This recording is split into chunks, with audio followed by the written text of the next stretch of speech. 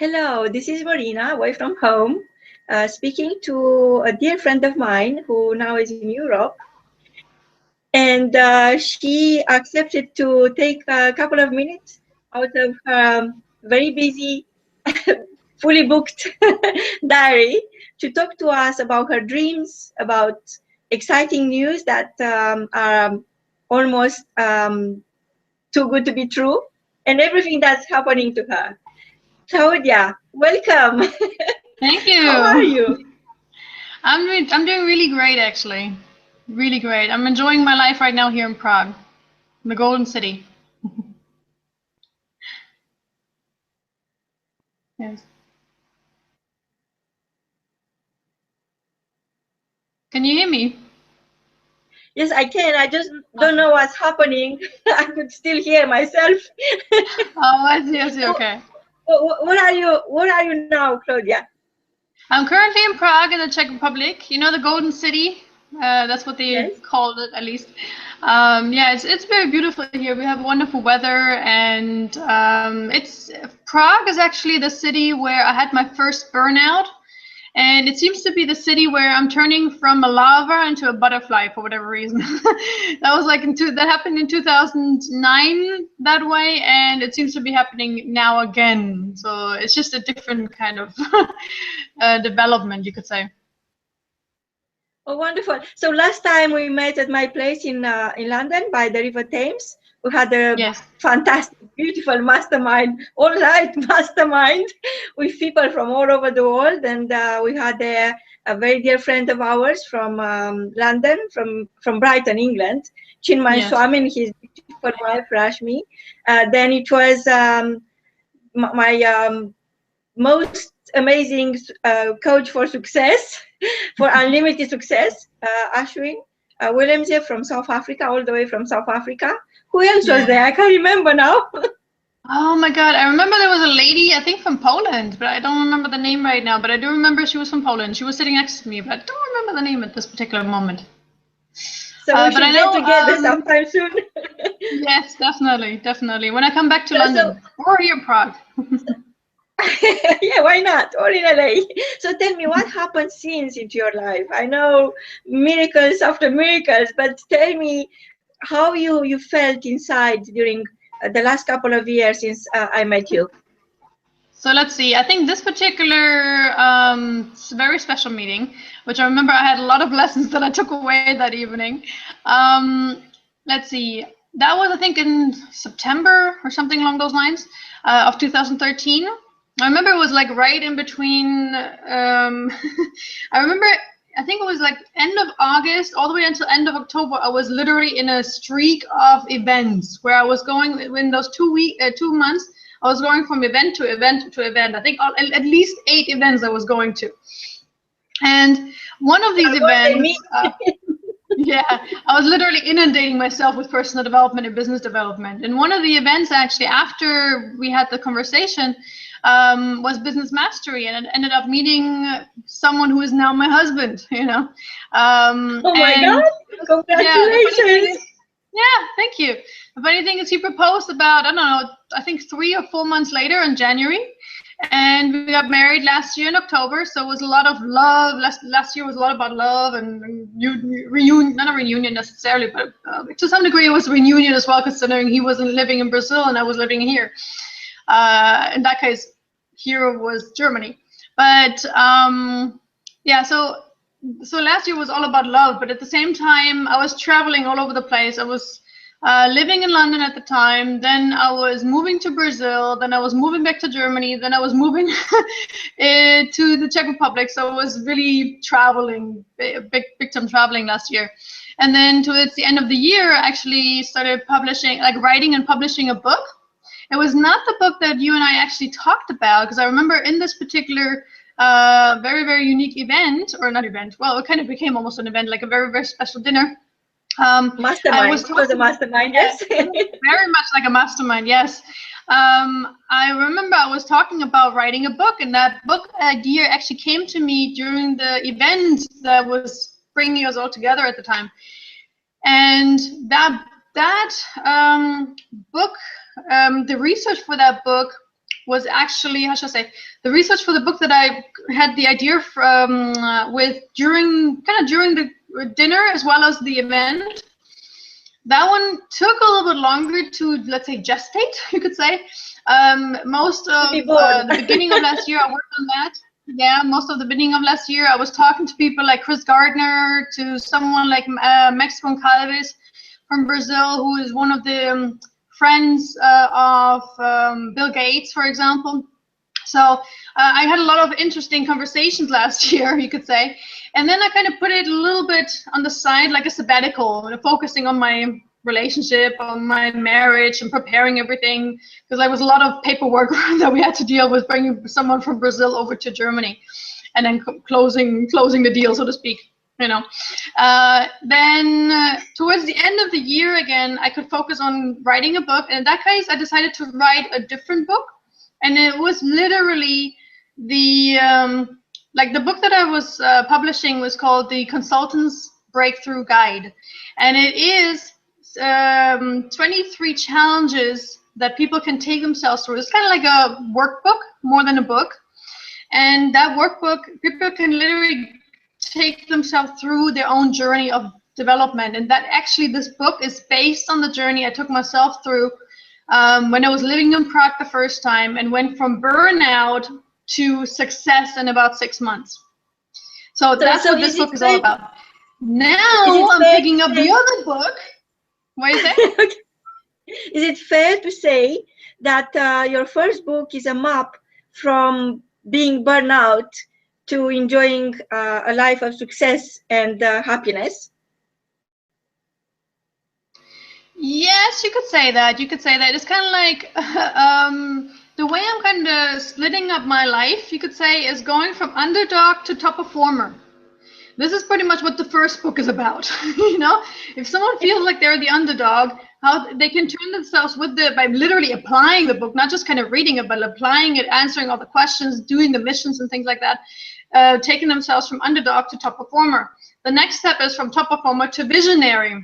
And the book that I'm now writing, which is the book that I was intending to write in 2013 and 2014, that one kind of morphed into a little bit different kind of book. The title is changing, but the big idea is still there. The big idea of having emotional freedom, authenticity, and legacy as the 3 key factors in that book is still there. So, but now I'm also adding my own case studies with people. I'm interviewing different people for that. I'm taking the case studies of people that we all know, like Chris Gardner from The Pursuit of Happiness, or what's her name? Mrs. Tui from the movie The Blind Side. Yeah, the original people that were inspiring those movies or those books, depending on what you look at. I'm taking those people and taking their stories and showing how normal people use the same kind of principles that I'm talking about and turn it around. Not people from the personal development industry, because everybody thinks it's easy for people like coaches. They're supposed to know everything, right? At least people think that. So that's why I'm taking normal people, people that are struggling, we're not a coach of some sort or a trainer of some sort, and use their stories pretty much to kind of create this book. The second thing that, my second mission or vision that I'm having right now, it is literally kind of transformed over the years, is something that will come in a couple of years, and I call it at the moment, the working title is the Personal Freedom Festivals. And it's literally a combination of, it's kind of like a combination of music, dancing, what else we have? Dancing, personal development, speakers, comedy, literally bringing entertainment together, and personal development, making it so it becomes more mainstream. It's not like an event, it's not like at a seminar, but it's more like kind of like Woodstock, just without the hippies, pretty much. It's like a rave. It's like a rave. Would I call it a rave? Like not necessarily, because a rave is only a particular kind of music. No, like a spiritual is a metaphor. Well, it's kind of, as I said, the thing is, there's a lot of, let's say, for example, Tia Becker once created the Woodstock of the Mind, where there's literally only the speakers, but people were sitting there with their lawn chairs and like on an open air. And then you have the kind of salsa festivals. You have the, I don't know, Rock and Park in Germany and things, and Love Parade and so on. I'm literally bringing all of those together and melting them, where literally people come for the entertainment, but they stay for the personal development. That's kind of like the idea behind that. And the other vision, which is bringing those two together, is right now I'm working on, and this is something that is coming up in the next coming months. I'm creating how shall I say, a lot of content for YouTube as well as for CNN, where I'm helping people to see, for example, on CNN, I'm going to keep it a little bit more, let's say, less personal and more CNN-like. I don't know how to call it right now. But in CNN, let's say, for example, taking certain events that are happening or that were happening and kind of showing them how can they look at it from a personal development perspective, so they can see what is good in that or what is the lesson that we can learn from that. So using everything that happens around us to really find a lesson. Because that's one of the things that I see. There's everywhere there is personal development. You just need to look for it, you know, and everything that we see, everything that happens to us, there is personal development. And a lot of times we just don't see it. Like there's a very powerful movie, I'm just trying to remember the name right now. I think it's called Here Comes the Boom. And I remember by the end of that movie, it's a movie that I watched for entertainment purposes, because it's really, really funny. But it's also a very inspirational movie, and I was feeling like, okay, now by the end of the movie, I was totally pumped up and excited. Like, oh my God, this is an amazing movie. I want to do something. I want to create something now. And then I was thinking, but what? So like literally what was missing was at the very end of the movie is the action step. What should I do with this inspiration now?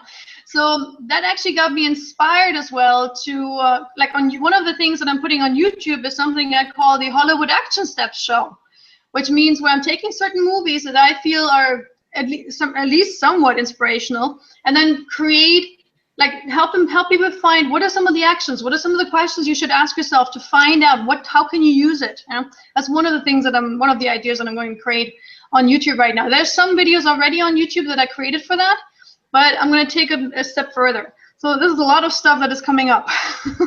Oh, wonderful. So, yeah. And you've been nominated to receive the Authors Award in Hollywood at the end of this summer, on the 29th of August. So Yes. I'm very proud of you.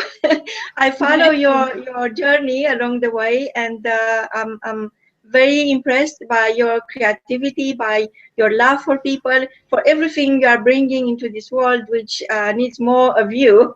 So I just noticed lately that in the last 4 months, you got this incredible energy. In the last 4 months, you've been coaching 560 hours of one-to-one, one-on-one. Yes. Is that true? I'm getting that Yeah, wrong. pretty much nonstop.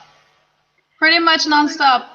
From, I think at the time I was doing that from Monday through Saturday, starting at about, depending on the day, starting somewhere between 9 a.m. or 10 a.m., all the way down to, I think the latest I was doing was like 8 or 9 p.m. because like sooner or later I was literally drained out. But one of the good things was I met a lot of amazing people. I was able to help a lot of people, kind of helping them move forward, and either in their emotional freedom or like literally letting go of the pain of the past. Like I was working with some people that were raped, and I helped them let go of the emotions of that. I taught them how to let go of it. I was working with people that have a big vision of creating a school or creating a foundation for children, and I helped them on take the first step towards it. There's amazing people that I met that really inspired me as well. And yeah, and the funny thing is, because I was doing it in such an intense way, it did drain me a little bit, as you can imagine. But the good thing that came from it is actually that, well, besides meeting amazing people, was that I realized I need to focus a little bit more on group work than on one-to-one. That's one of the big things that I realized through that.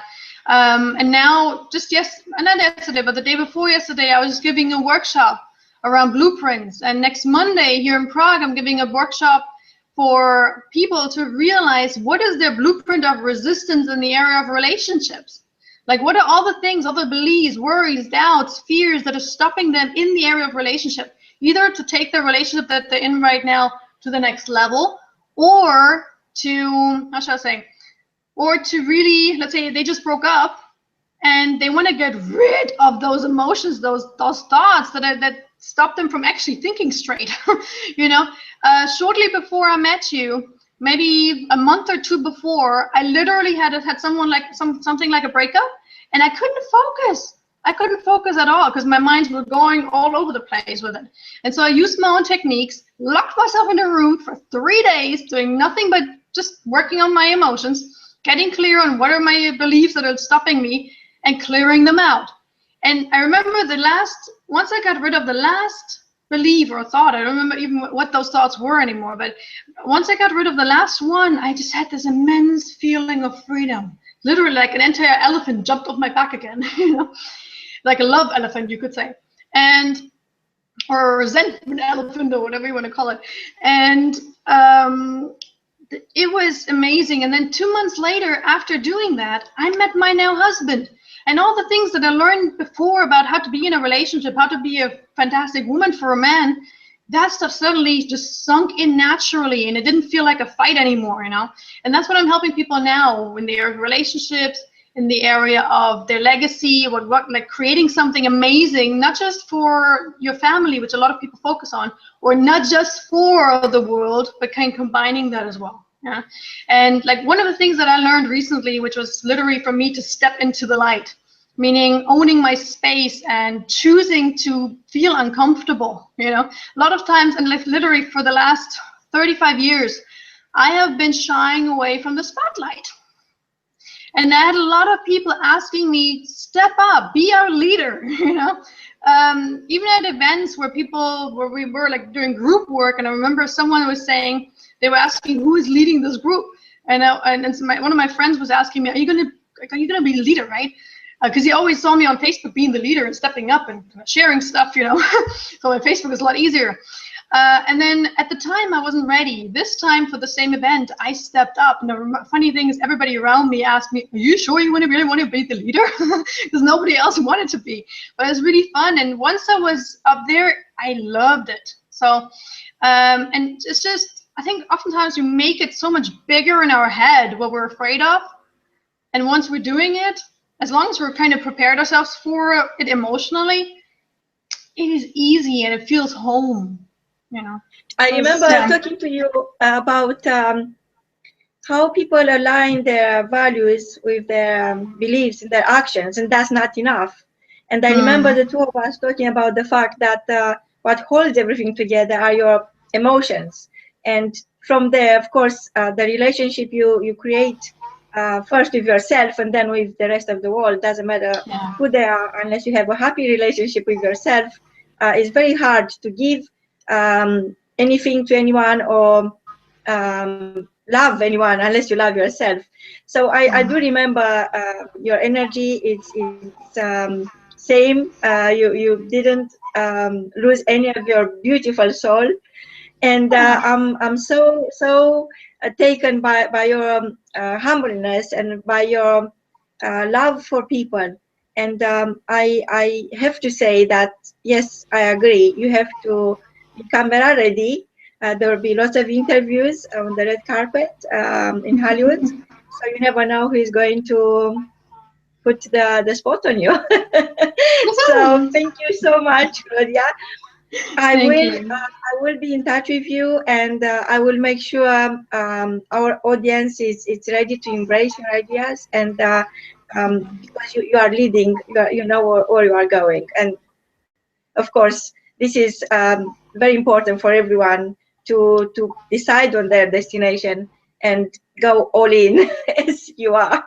Thank you so much, Claudia. I wish you a great, fantastic day. Congratulations on your biggest achievement, and lots of love from Los Angeles. Goodbye. Thank you, Marina. Thank you. Bye.